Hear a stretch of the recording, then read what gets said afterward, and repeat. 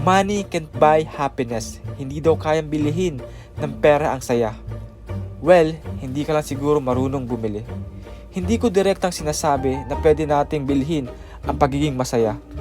Subalit sa pamamagitan ng pera, ito ang magiging instrumento upang mabili o mabayaran natin ang alam nating deserve ng ating mga mahal sa buhay para sila ay maging masaya.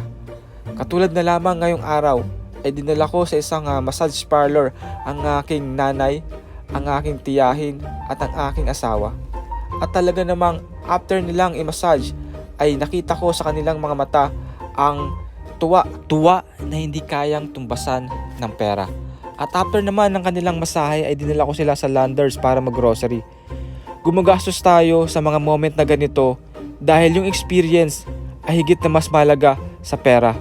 Yung pagkakataon na makasama mo sila sa ganitong moment ay mas mahalaga sa pera. Money is just a tool. Pero wag nating i-reject ang katotohanan na importante ang pera sa ating buhay. Di ko sinasabi na ang pera ang pinakamahalaga. Pero tandaan natin na mahalaga talaga ang pera at masaya kapag meron ka nito. Bago matapos ang video na ito, gusto kong mag-shoutout sa aking pinakamamahal na nanay, si Mama Alice. Happy birthday! I hope na nag-enjoy ka dito sa munti kong sorpresa. I hope na patuloy kang gabayan ni Lord at makasama ka pa namin ng matagal. Happy birthday! I love you. Happy birthday to you. Happy birthday!